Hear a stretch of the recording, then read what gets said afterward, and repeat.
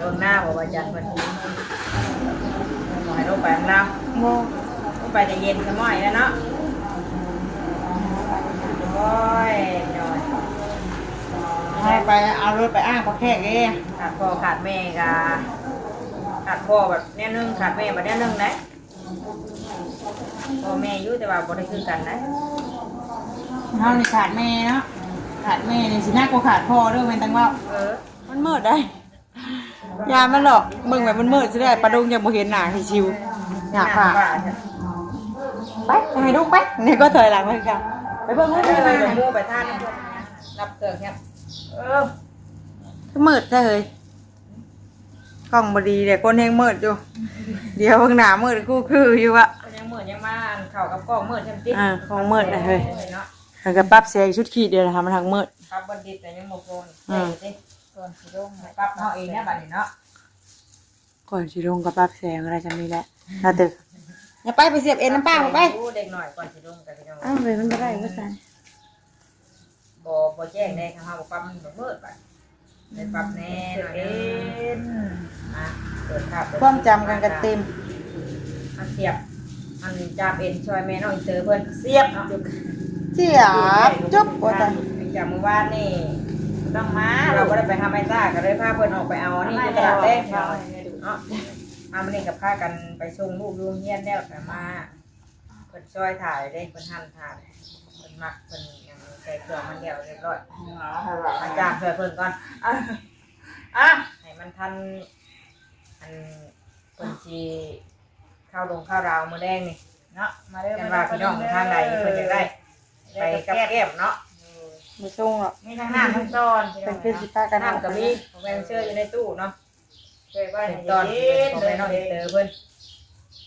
แล้วเวลากับน้ำเย็นได้ปลาได้ลำลังแค่นั้นเอาเปิดหน่อยคลายสบายดีเด้อพี่น้องเด้อน้ำเย็นสบายดีเอาคนออกมาช่วงท้ายของปีแล้วมื้อนี้ก็ได้เนาะอีกมื้ออื่นก็สิเป็นปีใหม่แล้วปลาดุงไงดีมีเฮงกันเบิดทุกคนเนาะสบายดีปีใหม่เด้อหน่อยเจอเนาะโดยเจ้เต้นยองใหม่เด้ออยู่ห้านแม่น้องเชื่อคือเก่าเฮ็ดของขายซอยแม่ลงไปเบิ่งหน้าเด้อเถอะเพิ่นจะเกือบมีคนอยู่หน้าที่ว่านิ้วเราไปหาภัยแต่บ่เห็นอยู่หน้าได้เลิกแล้วจะหน่อยแล้ว11:00 นเจ้าบ่นิ้วอันนั้นแม่ตุ้ยไปวัดอันนี้เพิ่นมากินข้าวอีพี่นิ้วบ่นิ้วแม่ตุ้ยบ่อยู่ยังว่าอยู่คนเดียวแต่บ่ยังอีกจังหน่อยแล้วเนาะเจอจ้ะเป็นรถแล้วบ่มีเพิ่นฝนตกบ่บ้านรถปักรถหญ้าแฮะเขากงม่วงกงมันหั่นแหละยันว่าดอกม่วงก็ได้ดอกม่วงมันหล่นเบิดเป็นดอกลายคือเก่าปีนี้ก็ดอกไม้ดอกม่วงนี่ก็ได้ม่วงนี่เนาะม่วงก็ห้องยามมันเห็นได้ดีเลยประตูบ่เป็นว่าเนาะม่วงใหญ่แล้วหลอกมันทั้งที่กระตุ้นครับจังว่าเด้อจามง่ายที่เราจาม5,000กีบก็ได้เนาะอานาบ่มาว่าสิบุกไปหาเราอยู่กินมีแต่เนื้อได้สิมาหรือบ่ได้จะสิมาดีน้ำลูกหรือบ่ได้ประตูก็ได้ลูกแล้วไปดินน้ำลาวได้รถเด้เก่าเรามาหาติแล้วก็ขายรถได้รถบ่มีเงินชื่อด้วยเท่านั้นจ้ะเอาเงินดาวมาซื้อรถต่อบ่เอาเงินดาวมาซื้อรถบ่มีเงินซื้อรถแล้วหรอสบายดีปีใหม่ได้ทุนบ่สบายดีปีใหม่แล้วป่ะไทยยังเราอะไรนะไม่จะขายมูลขายมั่งแล้วเนี่ยไปซื้อรถฮะหันไปสักอีกเลยเสียงปากเด้อตะโกนมาอย่างอีกบัดนี่บุญหนิบ่เนาะเด้อพี่เพื่อนกับมื้อนี้ก็ฮ้อกระต้มพี่น้องนี่บุญอีกแล้วเหรอนี่แล้วว่านี่บ่จานยังว่าข่อยว่าบ่มีเกียรติเป็นคนบ่มีเกียรติเจ้านะสิได้หมู่บ่เชิญนี่ล่ะเฮ้ยอย่าไปแก้เสื้อคลิปปัตเตอร์ปิวอีกนะฮะเชิญอยู่แต่ว่าบ่ได้ฮะบ่ได้มาหาได้มั้ยเพิ่นเว้าอยู่อันเฮ้ยเนาะแก้เสื้อระบาดนี่มาคลิปปัตเตอร์บินนะใช่โทรศัพท์น่ะมาเพลงมันว่าวิวเพลงหลายอยู่ติยอดวิวหลายอยู่ตึกอ่ะนายครอซั่นแหละเรียบร้อยแล้วเนาะ4-5 เดือนติ4-5 เดือนได้100นึงบ่ได้รายดอกพอดูเอ้ย4-5 เดือนจังพอร้อยล้าน100เดือนนี่แหละแต่ว่า4-5 เดือนป เอาคือสินั่นดิอย่าเดินอย่ามาเนาะลงไปเรื่อยๆแหละเฮ็ดได้ซะ ไปแล้วพ่อเอ้ย นี่ได้ก็เฮ็ดค่อยนั่นไปแน่ อ้ายไปนั่งอยู่หน้าผู้เด้อผู้เดียว แต่เด็กหน่อยฮู้กันหักดี นั่งใหม่ ได้ หน้า เนาะ ผมมาแห้งได้ ไปด้วยเราเหนียวได้หาเดียวแล้วเหนี นั่ ย ง ว ใหม่หน้าแห้งแยกดูไปหาอยู่เอาแยก เนาะเราเจอคนไหนว่าจำลงไปหน้าเราลงไปเล่าแล้วเงาได้เนาะลงไปเบิ่ง ไม่ แม่ ตุ้ยไปวัดดิ แม่น้องนี้เพิ่นพาไปตุ้ยไปวัดพี่น้องเพิ่น เนี่ยแล้วก็ให้เราทบทวนอีกว่านี่เดี๋ยวไปจะโชว์แล้วเลย เลยไปลงบ่ได้อันนั้นเดี๋ยวเพิ่นลงไปเบิ่งหน้าบ่ว่าจันเพิ่นให้ลงไปเล่าลงไปแต่เย็นซะหน่อยแล้วเนาะโอ้ยน้อย ให้ไปเอารถไปอ้างประแขกเอง ขาดพ่อขาดแม่ก็ขาดพ่อแบบแน่นึงขาดแม่แบบแน่นึงนะพ่อแม่อยู่แต่ว่าบ่ได้คือกันนะ เขานี่ขาดแม่เนาะ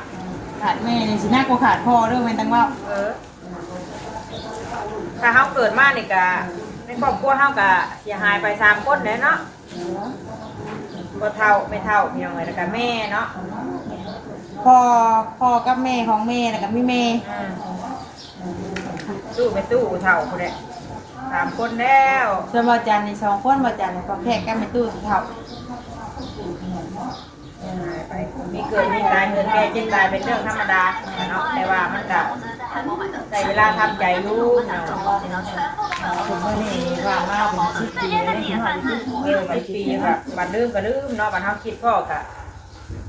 คิดฮอดอยู่บัดเฮาอันนี้เฮาก็ดิ่งไปน้ำมัวน้ำคูก็ลืมไปอยู่สิแหละ อ้าวขอยว่าเราไปแล้วก็หมดรถ ยังใหม่อยู่ก็ทำใจแน่เนาะ ไม่ค่ะนะพ่อเอาไปอ่ะ จักเสียงฝากเด้อโทรโพงยังมาเนี่ยเพิ่นเฮ็ดบุญเนาะบ้านอื่นได้เพิ่นมาแผ่บุญตามเพิ่นป้าบ่แม่มันน้อยอยู่กับป้า แต่เสียงปากคือเสียงปากบ้านเฮาเด้เสียงปากคู่วันค่ำอยู่เด้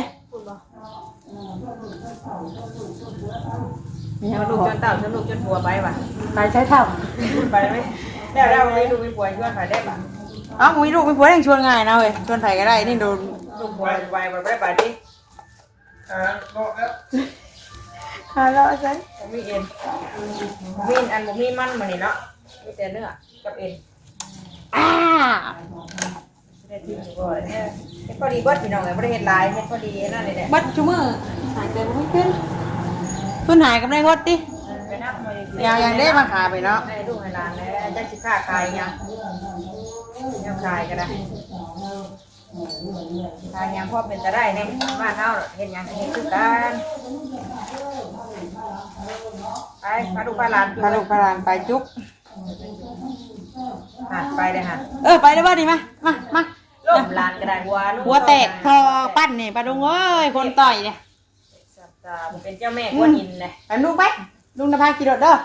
เฮ้อ ญาติได้นะ ไปลุงพาขี่รถไปลุงเอ้ย อยู่แล้วอะไรเบ้เนาะ ได้แม่เหรออยู่ยังกะยา นี่ก็ไปน้ำอีก มีพ่อมีแม่ยังบ่อยู่ซำแม่ ไปนั่นดื้อมาแบ่จูแบ่เพิ่นไปแล้วให้ เพิ่นไปเอารถนำไปรับลุงไปลูกไปให้ลุงเนี่ยเอามักชุบให้ลุงไปเอาชุบให้ลุงไป เอาจักสูตรเพิ่นนี่เอาแบ่เพิ่นไป เอามัก น้ำ ชุบไปเอามักชุบ จักไปเชื่อกันก็หายจักเห็น ให้ลุงเด้อให้ลุงเด้อ ยังมีอย่างมั่วแน่เลยเนาะ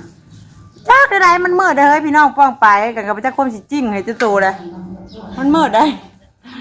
ยามันหรอกมึงแบบมันมืดสิได้ปลาดุงยังบ่เห็นหน้าให้ชิวอยากฝากไปให้ลุงไปนี่ก็ถอยหลังเหมือนกันไปเบิ่งให้ เอ เพิ่น อ มา จะมู่ไปท่าน้ำเพิ่นน้ำยาน่ะ พ่อเอ้ยหาแน่มูเพิ่นนะพ่อเอ้ยสิกลับไปไหนมูบุดกองเขาไง เนาะใหญ่ได้บ้านเฮาก็เดินทางไม่3ค่ำนี่พี่น้องได้สิก่อนเนาะ บอยกะก่อนนี่แหละบ่ วันนี้เดินทาง โดย3ออกไม้3ค่ำนั่นออกไม้10บ่ก่อนนะ บุญเดินทางไปกับแม่ต้อบุญแรกเลย เป็นอย่างได้หน่อยเนาะไอ้ลงทางกับปุ้นบ่หาเงินบ่หาเงินเด้อ พอๆกันแล้วเนาะ หาที่ใด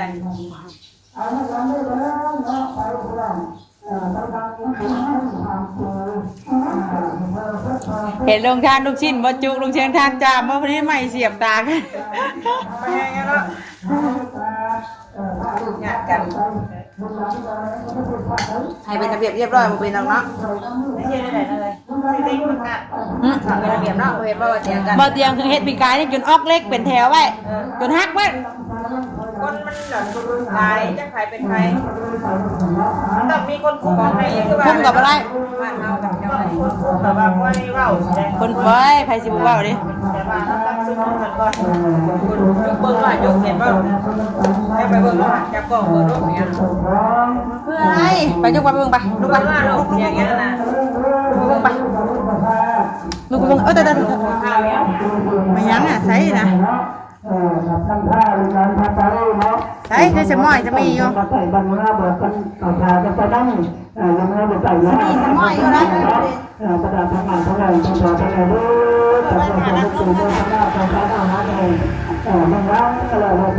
โอ้ยังบ่มา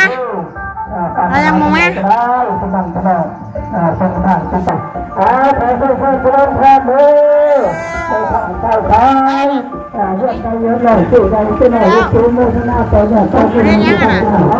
มูป่ะไม่ได้มูป่ะมูไปถ้าเป็นทุก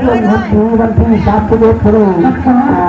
เกี่ยวกับสถานสถานที่เราต้องรับผู้น้อยไปสู่บนการจะต้องได้เท่าไหร่ กับเงินเนี่ยแหละ ไปสู่หมู่บ้าน มูนะเพิ่นแน่ ศาสตราจารย์นั้นจะเป็นหน้าผู้ไทยเนาะนั่งขันหาดอกไม้เพื่อนเพื่อนนั่งรถนั่งรถรถไม่ได้ ไปซ่าวันนี้ มาเรื่องนี้จะพาท่านผู้ชมไปเรื่องจะตรวจนั่งทาง น้ำพ่อบ่เป็นยังพี่ด่าให้ทำได้ไปรอดไปมูนะเพิ่น ที่เราจะทำได้ บุญนะได้ถ้าเพื่อนที่เราต่างคนในเราจะเป็นเสียงใจในใจในตาเป็นเสื่อเลยเนาะนอนรับมันจะได้เงินเงินนั่นเป็นมันจะได้เงินเป็นเดินในไปในเจ้าไม่ให้พูดอันเพิ่มหายจะมาผ่านมันหายจะไม่เดือดตกใจถ้าให้ใจดีอันนี้ก็นั่งคิดทางเนาะอันนี้เงินทั้งแก่เงินพระหายสังนี่ไม่หวังยังไม่ยั้งไม่ลุ่นจะจนหายคือจะแม่คือจะได้เดินแก่ช้าไปที่เงยไงใจจะถึงจะหายเงินใช่ขาดกระเป๋ายาลิ้นยาผ่าได้ขนาดนี้ก็ได้เราส่วนยังขาดปีขนาดไม่ว่างขนาดถ้าบุกคนร้านถ้าหลุดจะยังชนะไปเกินขนาดจนขาดที่ใจจัดที่นั้นธุห้องไหนครับบ่ บ้านไหนเลย มันยังบ้านตึงจะป้าพ่อนบ้านปีกายเข้าไม่โอนพ่อนแดดหัวจุดแตกเลยกันเลยหัวลงไฟแต่ละน้อง เราใครนี่บนเดินสร้างก่อนมาทำงานแล้วป้าเลยไปได้ไปนั่งเลย ถ้าคนอยากไปนั่งเห็นยัง เราเล่นแบบท่านเจ้าอะไรกินนี่นะระมูระเบิดเลยอะไรระมูเลยนะกันนั่งรถนั่งนี่นะเล่าไปไม่ได้ง่ายไม่เนาะงานไก่กำไรน้อยเดียวเลยพี่น้องกำไรไม่เดียวไม่ร้านกินไปแล้วค่ะแต่งเข้าไปโดนเป็นที่เอาหัวแล้วก็เด็กยังว่าขึ้นตัวไปใช้ไม่ถูกอยู่อ่ะดูได้ถูกทูดูดาวน้ำกาเข้าร้อยเข้าน้ำการปีใหม่มาแล้วก็ให้โชคมารับด้วยเนาะก็ได้ไปกันด้วยกันมีโชคมาเฮงกันด้วยกันทุกคนที่แท้โอ้มันชื่อบัตรเดียวกันชื่อตลอดใครนี่เนาะใครยังเหลือครั้งเดียวกันชื่อตลอดได้ตัวโอนนั่นก็โอนขึ้นมาป่ะเปิดหรือเปล่าแล้วก็เราจุ่มไม่ได้เราเปิดคลิปให้หรือเปล่าเพราะว่าโอ้เราปิดกันไปจ้ะ เนี่ยก็เสียงกันเรื่องเงินเรื่องธรรมดาปลาลุงแกมันเป็นปกติอยู่แล้ว แต่ว่าเราปิดคลิปก่อนเดี๋ยวบอก บ่จะให้เมงเชื่อว่าใช้เงินเพิ่นก็ว่าใช้เงินกันให้กัน เรียกกันใช้น้ำกันแล้วว่า ใช้น้ำกันแล้วว่าแบ่งกันแล้วเพิ่นจะมาขอเงินข่อยกับขอเงินเพิ่นหมายเพิ่นบ่ได้ ไว้ครั้งเดียวเงินคำเงินคำแต่เงินเนาะขายเงินคำเราเลยขายกันได้เนาะเราต้องการได้แล้วเราต้องไหนขายกันเงินคำเลยแล้วให้ตัวตลอดได้ถามมีคำไปดูได้ในมือนี่นะเรียกตัวตลอด กันได้เรียกตัวจังไงนะ โอ้ย เอ้ยเบิ่ง กลัวเลย จะมาจิเนี่ยเบิ่ง มึงนี่มีทางนมไม่ใช่ได้มึงนี่นะมันมีเอ็ดไปได้ไง ยังในทุกอย่างไว้จุกโยกเนี่ยเนี่ยเบิ่งลำโพงในสระว่าจะบ่ลำโพงเลย ไม่ได้เปิดเพลงนะนี่ หรือว่าจากติ๊กต๊อกนะฮะ ปวดโอ้ย เอ้ยผมเอาเบิ่งอะไรเจ๊เนี่ยเนาะเจ๊กระดานมันเป็นตาบ่ได้ The Bluetooth device is ready to pair. ลูกแพรวเลย เปิดเองก่อน เปิดปิดได้ของจับกันลูกแพรวลูกแพรวพกเลยนี่ยังไม่มองสิไว้ ไปนั่งตื้อบ่ได้ลงบ่ จังหวะเด้อจังหวะไม่ลงมาตุ้เฮ้ยนายตุ้ย เนี่ยลูกเมียเมีย นำมาลงทุนมาลงทุนเนี่ยทำมาตั้งนำกัน ผมคือไปทางมันคือไปหรือไปร้านเตอร์ไอเตี้ยเด้อเนี่ยนั่น เออเอานิ้วมาเด้อบอกไอ้เตอร์เลยเด้อ ไปโทรบอกจะว่าเด้อเนี่ยนะจ๊ะ บอกไอ้เตอร์เอานิ้วมานั่นเด้อแรกเพื่อถึงในหลานหลายคน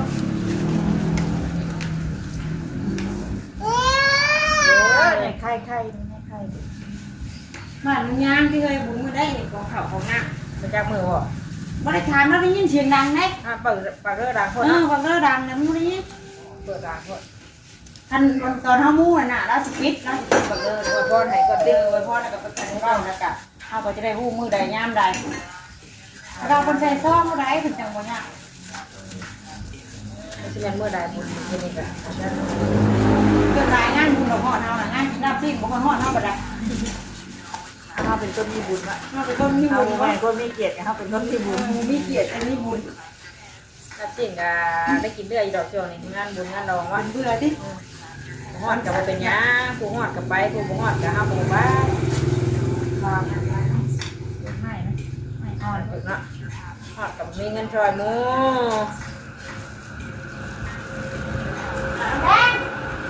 เอ้าที่ชอบตาได้มันนี่น่ะ ไปเลย เอาชอบก็ตูดมาอยู่ เปิดประยุทธ์ได้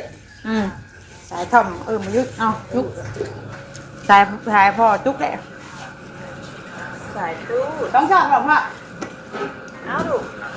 ซองเลยซองก็ได้ชามก็ได้ เนาะ ชองสาม ให้ชองสามไปหาเถาเอ้ย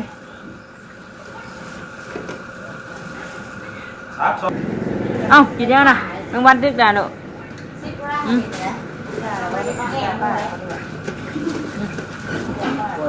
จะสิได้นั่นหรือบ่ได้ได้ขึ้นจะได้กับได้หรือบ่ได้เป็นดำเพ่ง นักร้อ นี่มันจะโลมันนี่3 โลเลย3 โลบ่เลย สวยตัดแข่งกันเลย เดี๋ยวพ่อ เดี๋ยวพ่อแข่งกับพ่อไอ้คนกินนี่จะพ่อหรือเปล่า คนกินพ่อกินเองนะ น้องดัง มันก็พ่อได้กับแก้มกับก้มเนี่ยพี่น้องไอ้มันน่ะแก้มปูกับแก้มกำลังเก็บล้างจามเลยมาเด้ออีเตอร์เนาะจะได้กำไรได้ดูบ่3 โลก็หยอกเลยมือกดพี่น้องเลยมาเป็นเสียบใส่ไม้มักง่ายๆรถบ่ได้กำไรบ่ได้ทุนได้นี่เนาะจังหวะได้บ่ง่ายโพดเพราะว่ามันมีมันปานใดมันมีแต่แบบเนื้อมีแต่แม่ปากเด้อ ได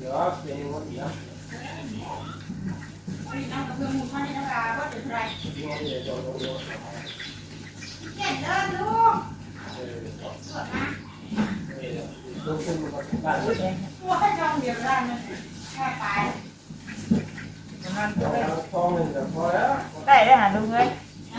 ได้หาบ่เฮ้ย มากับมูเฮาเสียเงินเนาะ 7-8 แสนก็มาเอาได้นะร่วมกับมานะร่วมไหมลูกน้ำแพงแม่สนุกน้ำเปล่าป่าดีเสีย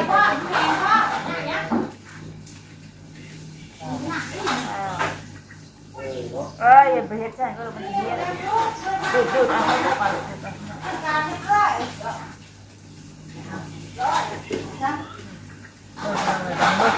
เอาดับจัดคลิปก็ได้โอ้ยไม่ขี้มูกละอันนะ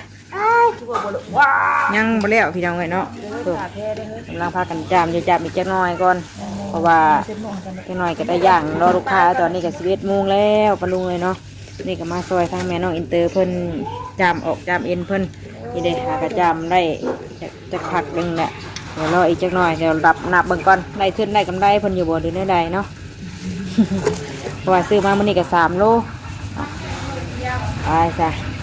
นี่ก็แม่นเตอร์ก็สิขอจบคลิปไว้เพียงเท่านี้ก่อนเนาะไว้พอกันอีกคลิปหน้าปะลุงเลยอย่าพากันจามให้มันแล้วก่อนเนาะเสียบมันแล้วก่อนเดี๋ยวเพิ่นเผาเฮ็ดเผาย่างให้นี่ลูกค้ามาบ่ทันแน่เนาะไปสั่นมื้ออื่นก็เป็นปีใหม่แล้วเนาะขอให้พี่น้องเบิ่สุขุสุขคนอยู่ดีมีแฮงเด้อเนาะขอบคุณขอบคุณขอบใจที่คอยติดตามรับชมคลิปของแม่น้องเตอร์ตั้งแต่เริ่มเฮ็ดจนมาฮอดมื้อนี้พี่น้องจนสิต่อไปอีกปีใหม่อีกมื้ออื่นก็ขอให้ติดตามต่อไปเนาะก็ฮักแป้งกันคือเก่าอยู่ดีมีแฮงเนาะมื้อนี้ก็มื้อสุดท้ายของปีเลยไปฝากร่างกายแข็งแรงเด้อพี่น้องเด้อเนาะมาคลิปนี้ลาพี่ลาน้องไปเพียงเท่านี้ก่อนสบายดีบายเดี๋ยวเฮ็ดก่อนทางแม่เชื่อกับบาอาจารย์เพิ่นกันพูหากหาน้ำแข็งอยู่นะฮะอันพูอินเด้อไปเด้อจ้าป้านุ่งก่อนจ้าโดยโอ้ยให้ไปน้ำอ้ายน้ำเมื่อยได้เหมือนเช้านี่ก็ได้เพิ่นกันไปแล้วได้จันสบายดีรีบเฮ็ดรับมันสิบ่ได้อ่ะ